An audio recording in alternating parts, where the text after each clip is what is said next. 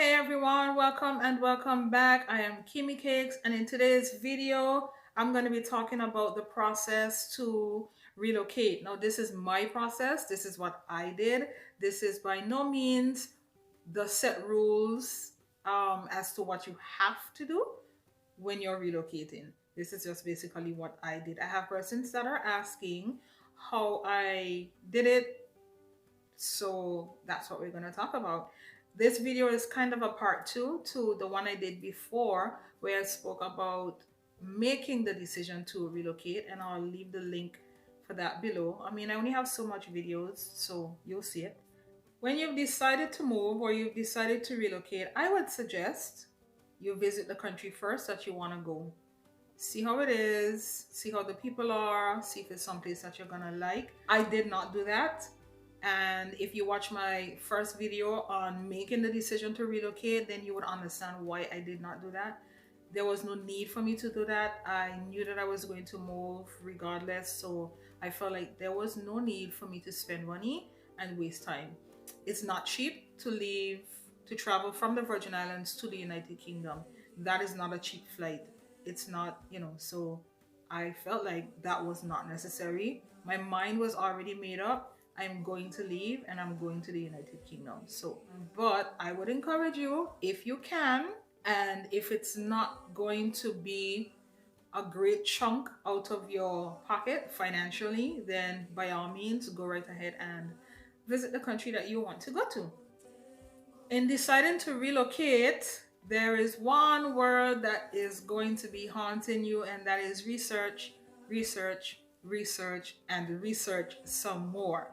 You want to research jobs, housing cost, basic cost of living like groceries, necessities, and so on, healthcare system that country has, transportation, whether it's public transportation or you purchasing your own vehicle.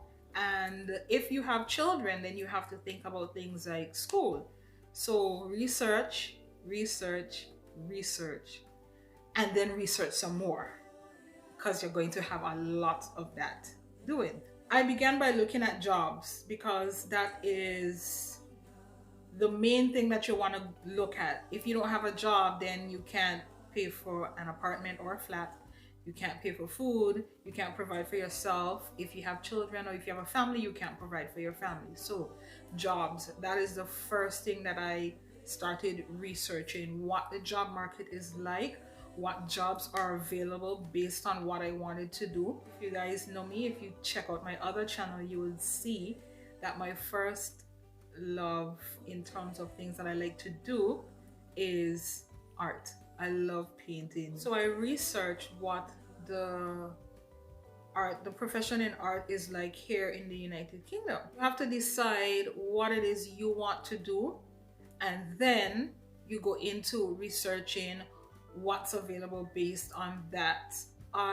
Apart from looking at art as a career, I also looked at like office jobs, business administration, secretarial work, government departments. I did a lot of research in government departments, and the first couple of jobs, because I applied for quite a few, were all government jobs, and I was successful with only one.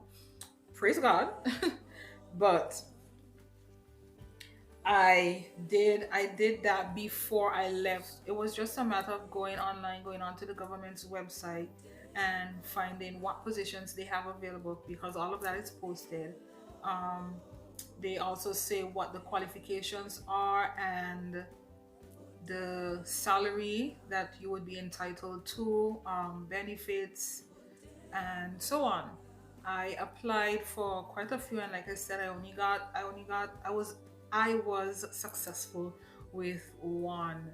But being successful with that one was not easy, because I applied for that one on 2 occasions. The first time I applied for it, I was not successful with the assessment test. So you have assessment tests that you have to do as well before you can even get called for an interview. The first time I did it, failed that. And a few months after that, I saw that they posted the same job again, and they were several positions for that one, well, several posts for that one position. I don't know if I'm saying it right. So it was one position. This was customer consultancy, and they were hiring, I think it was over 100 persons for that post. Um, so I applied for it the second time around when I saw them posting it again, and I was successful with passing the assessment test. So when I saw that, then I was pretty excited. I said, okay. I wasn't sure how the interview was going to work, so I sent them an email asking if, first I let them know that I am not in the United Kingdom as yet. I'm still in the Virgin Islands, but my plan is to arrive on such and such a date. I told them when I was coming, and I asked them if they can make provisions for me to have the interview done online. At that time, they said, unfortunately, because of the role, they needed to do a face-to-face interview. And so I just thought, well, I don't know how we're going to get this done, because I was not planning on traveling to the United Kingdom just to do an interview and then have to head back to the Virgin Islands to finish my packing, basically finish life there, and then come back to the UK. So I didn't tell them, I didn't turn it down, or I did not disregard it. I just said, okay, let me just leave it and let the process happen and see what's gonna happen. And when it came time for me doing the interview, by this time Corona had just gone wild, so they decided that they're going to do all interviews online via Launchpad, and I was like, yes. So that worked out. I did my interview probably in June, I think. I did the online interview in June, and yeah, so that worked out. So in my mind, I was thinking, okay, I wasn't offered the position yet. I still had to find out if I passed the interviews. And it was about 3 different interviews that I had to do online. So I continued filling out applications. I fill out applications like nobody's business. I've lost track of how many applications I filled out. I only have a few of them written down, but I did so many applications and were turned down for so many of them. I was only accepted for this one that I'm doing now. I need to go into housing. How easy is it to get a flat or an apartment, a house, whatever you want to live in, the cost of it, the area that you want to live in. So when I say you have to research and research some more, that's not a joke. You have to do your research. Where it came to housing, I looked at the different costs of 1 bedroom, 2 bedroom, 3 bedroom flats, because it's myself and my son, and I eventually want to bring my niece. And so I was looking at that. I was looking at apartments furnished, apartments unfurnished. I was looking at well, I'm gonna be going between flats and apartments. It's called flats here. My brain knows apartments. So I was looking at flats both within the city center. I was looking at flats outside the city center. So I was basically looking all over, trying to see what would be feasible based on what I wanted to spend on flats, apartments. That then led me into researching schools, because I have a son. If you have children, if you have a family, young kids in primary school, high school, then you have to look at schools. And the way it's done here is your child has to go in to a school that's in the catchment area that you're in. That's basically like your district area. And there were 5 schools within that area. I knew that I was coming to live in the area where my friend is, just to make life easier, but it's not hard for you to find out the area that you're going to be living in, or that you want to live in, and then find out the schools that's in that area. So I found the 5 schools that's in that area, and I sent emails to all of them letting them know where we're coming. My son is, how old he is and what grade he's in now. I asked about the enrollment process and so on. There was one in particular that I really, really wanted my son to go to because I had already researched their prospectus, their curriculum, and I fell in love with this school. And believe it or not, this is the only school that responded to my email. They gave, um, they basically emailed everything to me: the application form, their prospectus, their curriculum, their rules and their regulations. I basically every single thing that I needed to know about the school, their booklet, their handouts, they emailed every single thing to me. So my son's school was down pat. We had that. It was cost of living. How much is going to cost you to live in this country? And cost of living covers food, basic necessities, um, if you have to use public transportation, how much that's going to cost you to commute back and forth.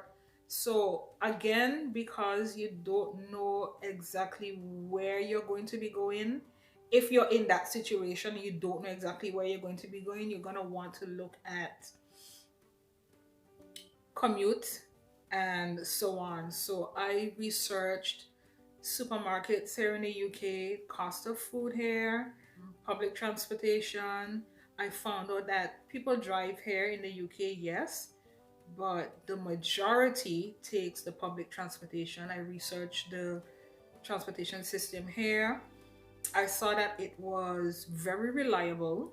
The schedules are on point. If the bus is supposed to come at this time, the bus is for sure going to come at this time. If there's a delay, there's like a running update, you're gonna get that update that there's a delay.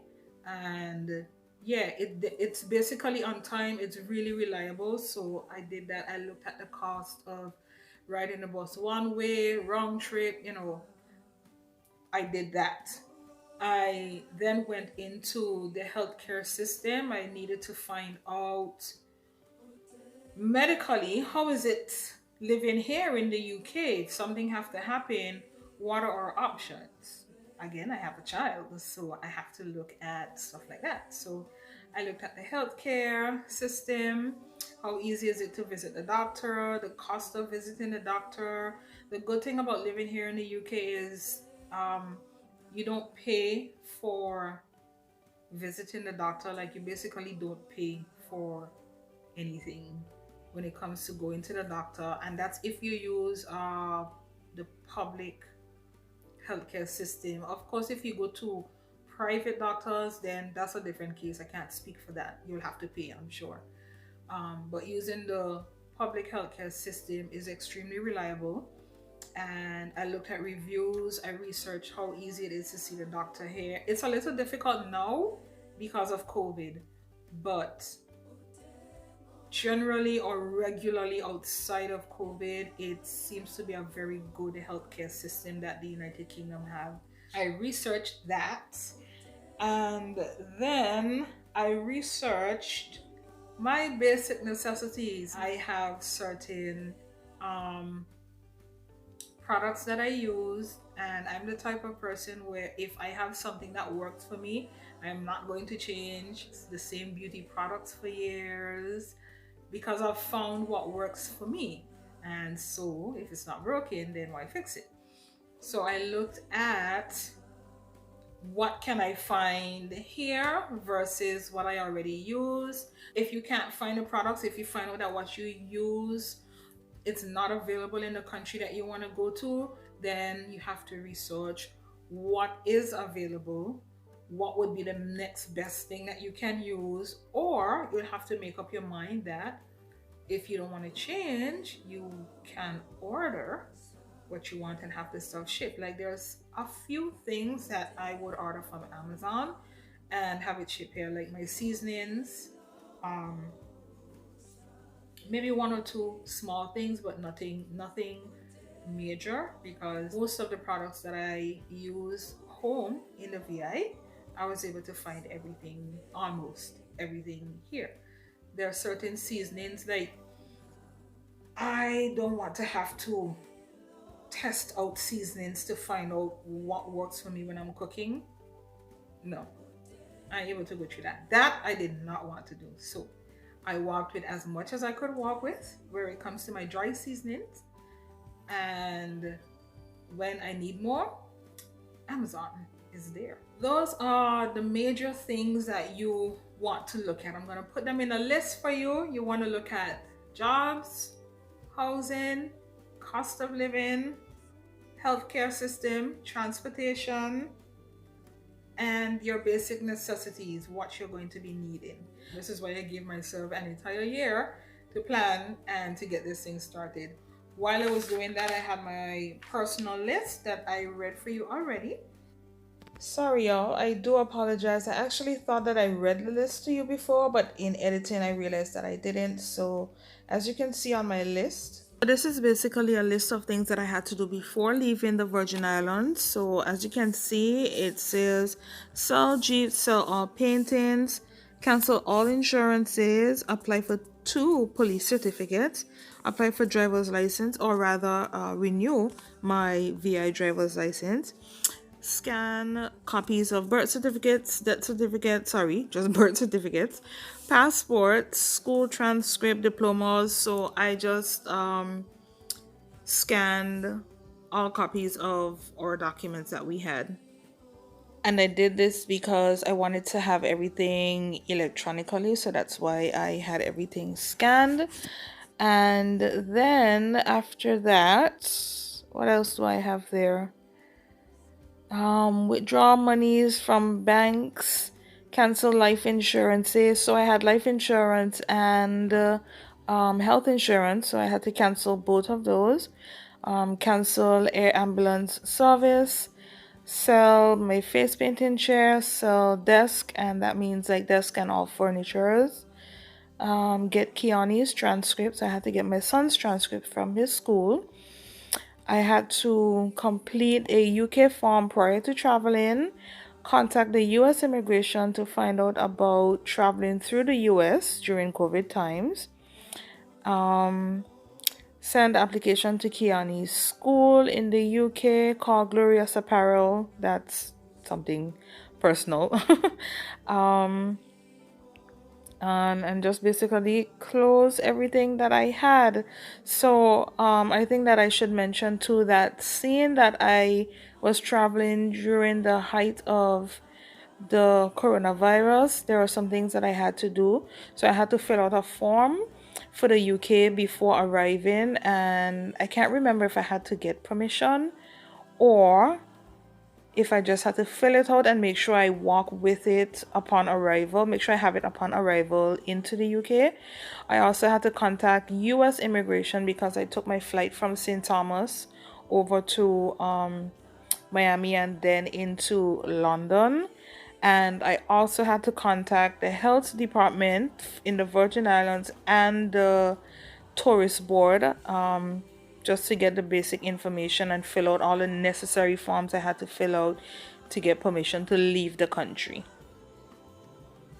And I also made a list of things that I needed to do when I got here to the United Kingdom. So there again, I had to research, what does the average person living in the United Kingdom must have. I made a list and it wasn't a lot. Apply for NHS, which is your National Health Insurance Number. No, NHS stands for National Health System. It's basically like it's the equivalent to a social security number. So it's called the NHS number. I had to apply for that. I had to get myself registered with a GP. So how it works here is, and again, I found out this through research. So you have to register with a GP, which is a general practitioner. And if you are to see another doctor outside of that person or outside of that where your facility for your GP is, then they would refer you to someone else. You have to find a dentist that you would want to go to, and you register with that dentist. I found an eye doctor because I wear glasses. By the way, This is crazy glue. So if you go onto my other channel, I can't remember which day it is, but on one of the days I was doing my painting, my glasses broke. So the handle came off. Right now it's glued with crazy glue, but I got crazy glue all on the lens. So I'm currently waiting for my new glasses to come. I had to go and get a new pair, so I'm waiting for that to come. I also researched the mailing system. How easy is it to get your mail? How easy is it to send mail out? All of that I researched. And I basically took everything one day at a time, not freaking out. I probably freaked out a bit, maybe a bit, because as we got closer to the time and as I put more things in place, it became surreal. It became, oh my God, I'm leaving the Virgin Islands. I hope I didn't leave anything out. That's basically it. Your main word to focus on would be research.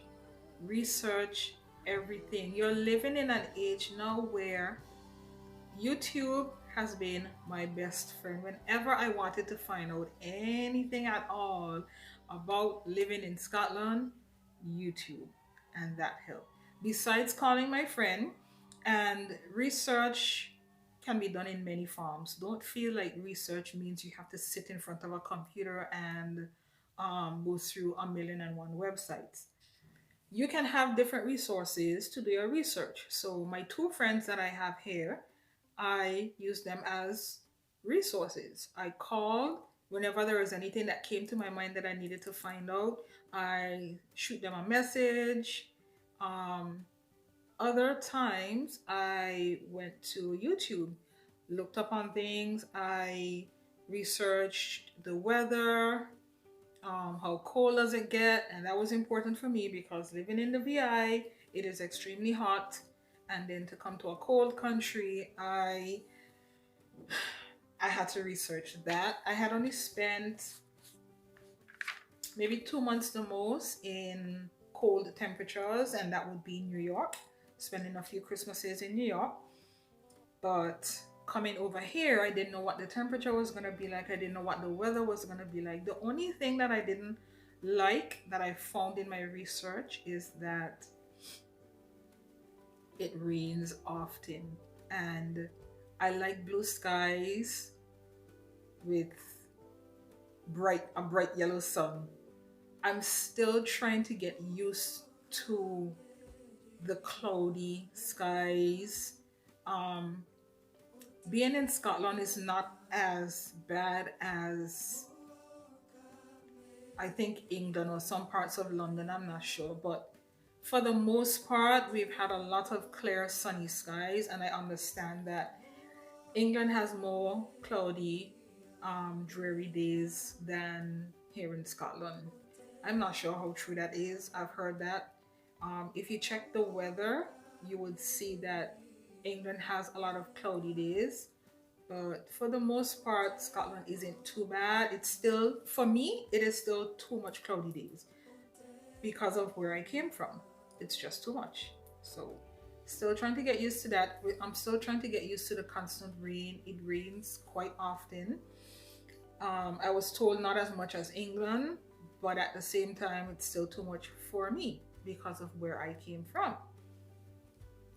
So add that into your list of things to research: the weather, the temperature, the climate, the atmosphere, and so on. What I found was really important as well is making a list and writing things down. As you can see, I have my book that I wrote everything down in, and this is actually going to be something to look back at a few years from now, because it shows my transition from VI to coming to Scotland. Yeah, so make a list. If you're a person who can make a list mentally and remember everything, kudos to you, but I can't do that. So I had to make a list and I had to write every single detail down. Look at your life that you're living currently. Look at the different things that you have, and that would then start the process in helping you understand, okay, what do I need to do? If you have a vehicle where you're living currently, you know that you're going to have to sell that. If you have things like your job that you currently work in, you have to find out how much notice you need to give. um, it's going to be a lot. If you decide to relocate, bear in mind it's going to be a lot of stuff that you have to do. But if you do what I did, give yourself enough time. Don't decide that you're gonna move, like make the decision today and decide I'm gonna move in 5 months. You need more time in order to get everything done, without going crazy. Not saying that you can't do it, but there's going to be quite a lot to do. So give yourself enough time. A year in advance is just enough time. If you can give yourself 1 year, a year and a half, 2 years, that's even better. And just take it one day at a time. Make your list, do your research, and I promise you it's not going to be as daunting as you think. There are persons who are saying that they wish that they could just move to another country, start another life, and that they are afraid to do something like that. But I promise you, if you plan, the key is planning. If you plan properly, plan carefully, and do all of your research, then you're going to be fine. In terms of saving money for basic living, what I did was I calculated 6 to 8 months worth of everything, and that determined how much I needed to save, how much I needed to have. So my phone is about to die. So as I was saying, I decided to save 6 to 8 months worth of money, 6 to 8 months worth of rent, and you have to know the average cost of rent. So you'll find that out in your research. 6 to 8 months worth of groceries, and you'll find that out in your research. How much does it cost for a month's worth of groceries or so on, and then you calculate and add that up. Transportation, basic necessities, things like internet, your phone, gas and electricity.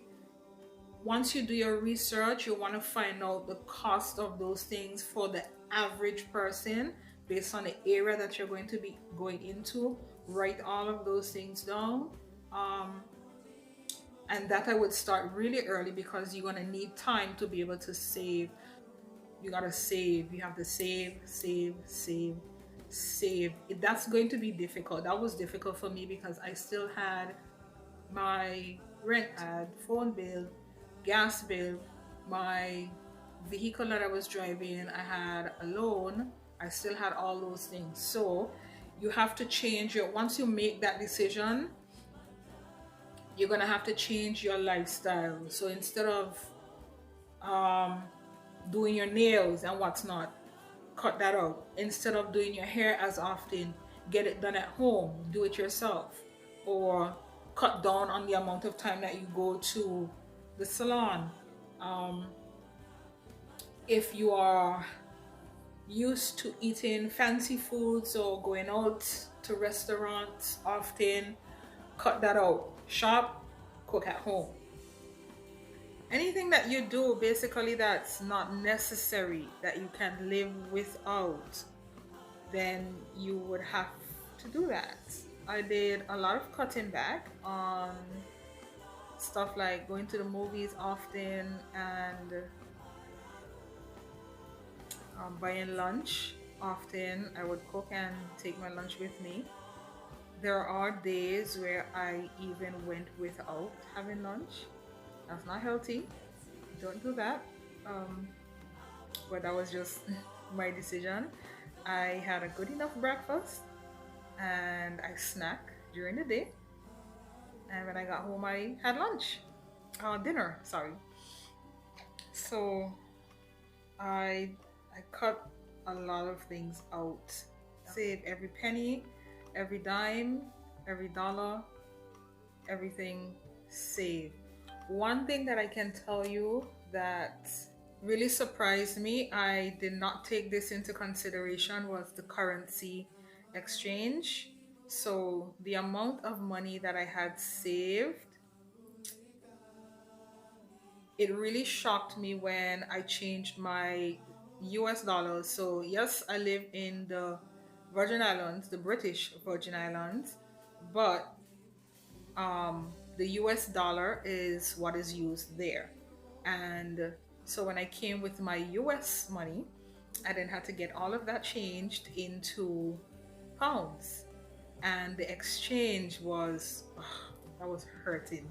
$1,000 in US, $1,000, and I made the exchange to pounds. It was maybe seven and change, sometimes six and change, depending on how high the pound was. But oh, I knew that I needed to change my US dollars into pounds.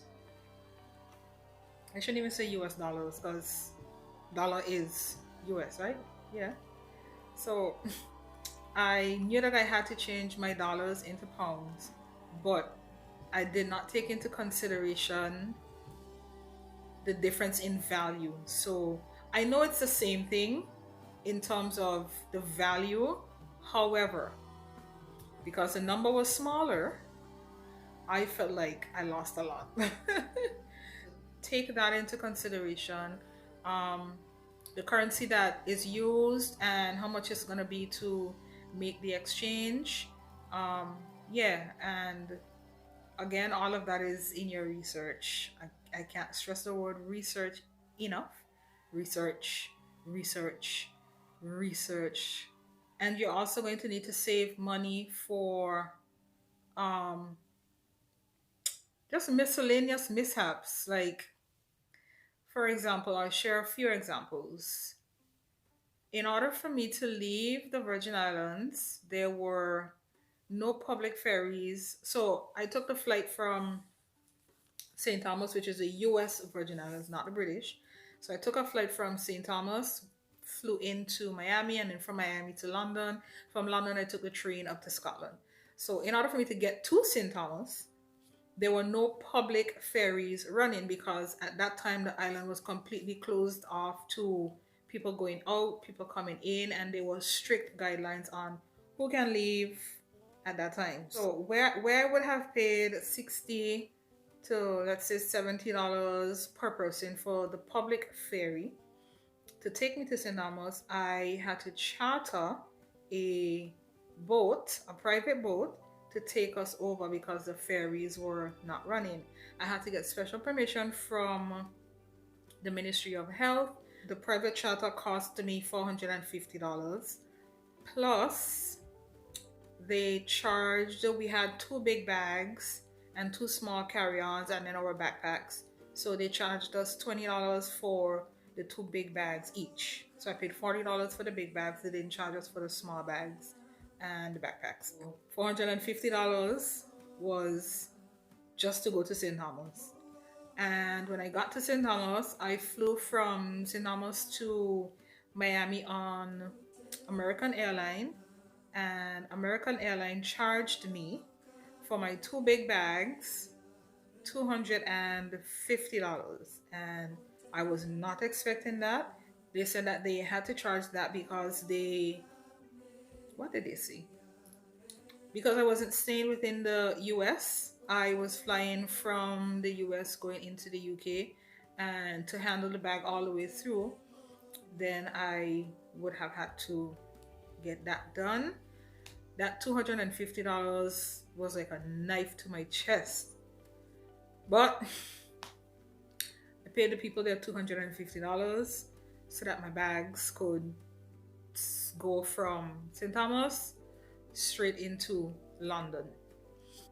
So have some extra money just in case. Keep in mind, and this again, this is not the rule, this is just what I thought.